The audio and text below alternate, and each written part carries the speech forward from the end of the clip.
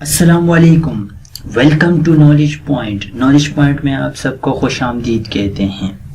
इससे पहले के लेक्चर्स में हमने मेन ब्रांचेस ऑफ फिज़िक्स के बारे में पढ़ा था। हमने दो मेन ब्रांचेस को देखा था, एक क्लासिकल फिज़िक्स और दूसरा मॉडर्न फिज़िक्स। अगर आपने उस क्लासिकल फिज़िक्स और मॉडर्न फिज़िक्स को स्टडी नहीं किया तो इससे पिछले की वीडियो ज़रूर देखिए।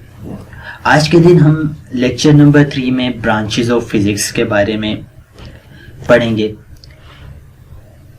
ब्रांचेस ऑफ फिजिक्स की अगर हम बात करें तो why not we only study physics, क्योंकि फिजिक्स को हम किसी से सिर्फ एक ही ब्रांच में नहीं पढ़ सकते थे, सिर्फ फिजिक्स की डायरेक्टली स्टडी नहीं कर सकते थे। इसलिए हमें इसको मुख्तलिफ ब्रांचेस में तकसीम करना पड़ा, क्योंकि इसका इल्म इतना ज़्यादा वास्ट हो चुका था, इतना ज़्यादा एक्सपेंड हो चुका था, इसलिए हमें मुख्तलिफ ब्रांचेस में तकसीम करना पड़ा। इसमें हम 9 ब्रांचेस की स्टडी करेंगे।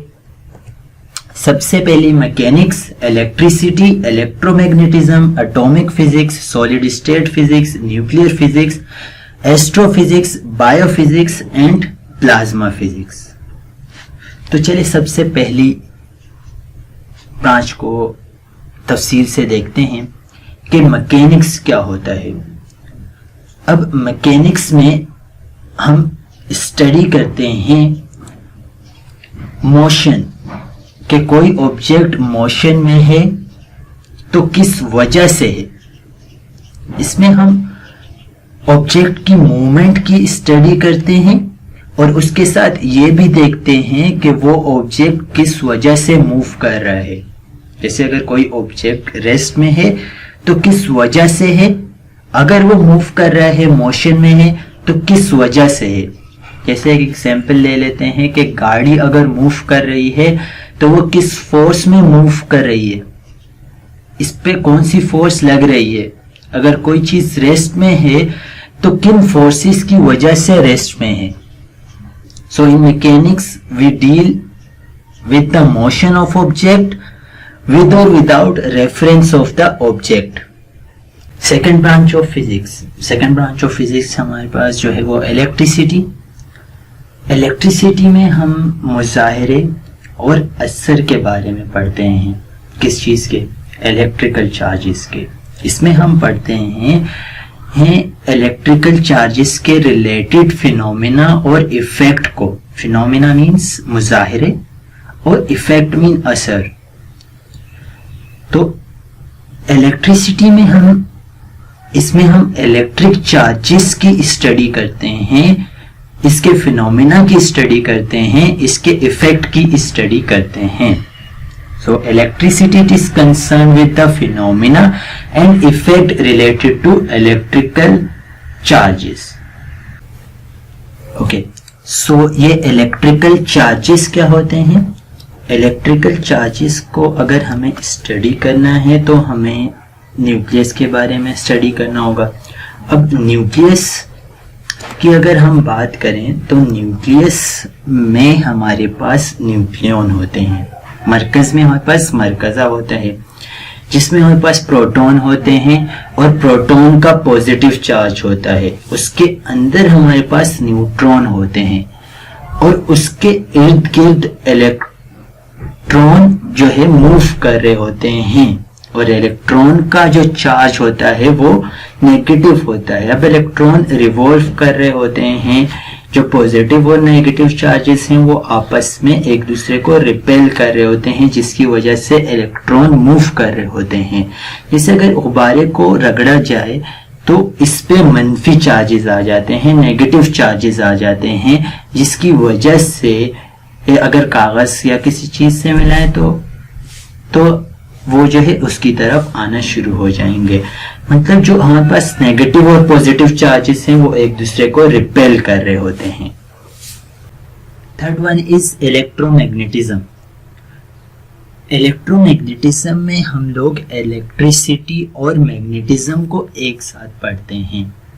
इसकी ऑब्जर्वेशन, प्रिंसिपल, लॉज और मेथड की स्टडी करते हैं, जो हमारे पास इलेक्ट्रिसिटी एंड मैग्नेटिज्म के रिलेटेड मुशाहिदे, असूल, कवानीन, तरीके होते हैं, उसकी स्टडी हम इलेक्ट्रोमैग्नेटिज्म में करते हैं। So electromagnetism deal with the observation, principle, laws and method that relate electricity and magnetism.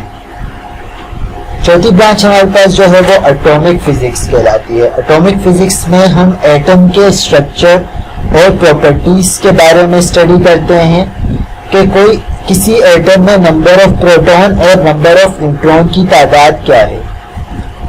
तो जब हम एटम की स्ट्रक्चर और खसूसियात के बारे में स्टडी करें तो वो ब्रांच हमारे पास एटॉमिक फिजिक्स कहलाती है। So atomic physics it is concern with the structure and properties of atom. पांचवी ब्रांच हमारे पास जो है वो solid state physics. Solid state physics में जैसे हमारे पास किसी भी मैटर की तीन तरीके की स्टेट्स होती हैं, एक हमारे पास सॉलिड, लिक्विड और गैस। इसमें जो सॉलिड मटेरियल के स्ट्रक्चर और प्रॉपर्टीज के बारे में स्टडी करने को हम सॉलिड स्टेट फिजिक्स कहते हैं। सो solid state physics it is concern with the structure and properties of solid material. Chhathi branch हमारे पास जो है वो न्यूक्लियर फिजिक्स है। न्यूक्लियर फिजिक्स में हम देखते हैं कि रद्द अमल के बारे में, रिएक्शन के बारे में। एटम का जो अंदरूनी हिस्सा है उसको न्यूक्लियस कहते हैं। अब न्यूक्लियस के अंदर हमारे पास न्यूक्लियाई होता है जिसमें हमारे पास प्रोटॉन और न्यूट्रॉन भी होते हैं। तो न्यूक्लियाई के अंदर प्रोटॉन और न्यूट्रॉन को डिस्कस किया जाएगा न्यूक्लियर फिजिक्स में। तो न्यूक्लियाई ऑफ एटम की प्रॉपर्टीज और स्ट्रक्चर के बारे में स्टडी करने को, उसके रद्द अमल के बारे में स्टडी करने को न्यूक्लियर फिजिक्स कहेंगे। So in nuclear physics deal with the structure, properties and reaction of the nuclei of atom। सातवीं ब्रांच हमारे पास जो है वो एस्ट्रोफिजिक्स है। एस्ट्रोफिजिक्स में हम एस्ट्रोनॉमिकल बॉडीज की स्टडी करते हैं। जो एस्ट्रोनॉमिकल बॉडीज हमारे पास हेवनली बॉडीज होती हैं, जैसे कि मून हो गया, स्टार हो गया, सन हो गया और अदर प्लेनेट हो गए। इसकी स्टडी करने को हम क्या कहते हैं? एस्ट्रोफिजिक्स कहते हैं। So in astrophysics it is concern with the study of astronomical bodies. आठवीं ब्रांच हमारे पास जो है वो बायोफिजिक्स है। बायोफिजिक्स में हम देखते हैं कि biological system in the theories of light, in the theories of physics, ठीक है, कि बायो मतलब लिविंग थिंग की स्टडी करना और फिजिक्स मतलब मैटर और एनर्जी के इंटर कन्वर्जन के बारे में स्टडी करने को हम क्या कहेंगे? बायो फिजिक्स कहेंगे। जब इन दोनों को एक साथ स्टडी करते हैं, मतलब जब हम किसी एक बायोलॉजिकल सिस्टम में थ्योरीज ऑफ फिजिक्स की स्टडी करते हैं तो वो ब्रांच हमारे पास बायोफिजिक्स कहलाती है। सो biophysics it is concerned with the study of biological system in the light of theories of physics. Last one is plasma physics. जैसे कि आप बचपन से सुनते हुए आ रहे हैं कि मैटर की तीन तरीके की स्टेट्स होती हैं, एक सॉलिड, लिक्विड और गैस। अगर इसको माइक्रोस्कोपिक लेवल पर देखा जाए तो एक चौथी शक्ल भी होती है और उस चौथी शक्ल को हम आयोनिक स्टेट कहते हैं। तो आयोनिक स्टेट की स्टडी करने को हम प्लाज्मा फिजिक्स कहते हैं, ठीक है। तो मैटर के अंदर जब हम प्लाज्मा फेज देखते हैं तो वो स्टडी हमारे पास प्लाज्मा फिजिक्स कहलाती है। अब प्लाज्मा स्टेट हमारे पास जो है वो क्या होता है कि जब एटम हाईली आयोनाइज हो, जिसमें इलेक्ट्रॉन न्यूक्लियाई विदाउट इलेक्ट्रॉन हो और इलेक्ट्रॉन हो तो उसकी स्टडी को हम क्या बोलते हैं, प्लाज्मा फेज। और प्लाज्मा फेज की स्टडी करने को हम क्या कहते हैं, प्लाज्मा फिजिक्स कहते हैं। तो plasma physics it is concerned with the plasma phase. Plasma is a state of matter which is consist of highly ionized atom binuclei, nuclei without electron and electron। हमारे पास क्या कहलाता है, प्लाज्मा फिजिक्स कहलाता है। 9 branches हमने आज study करे। उम्मीद करता हूँ कि आपको समझ आ चुका होगा, जैसे कि नॉलेज पॉइंट आप से वादा कर चुका है कि your all basic need will be fulfil here. Thank you for watching. एक जरूरी बात, सब्सक्राइब करना और शेयर करना मत भूलिएगा। अल्लाह हाफिज।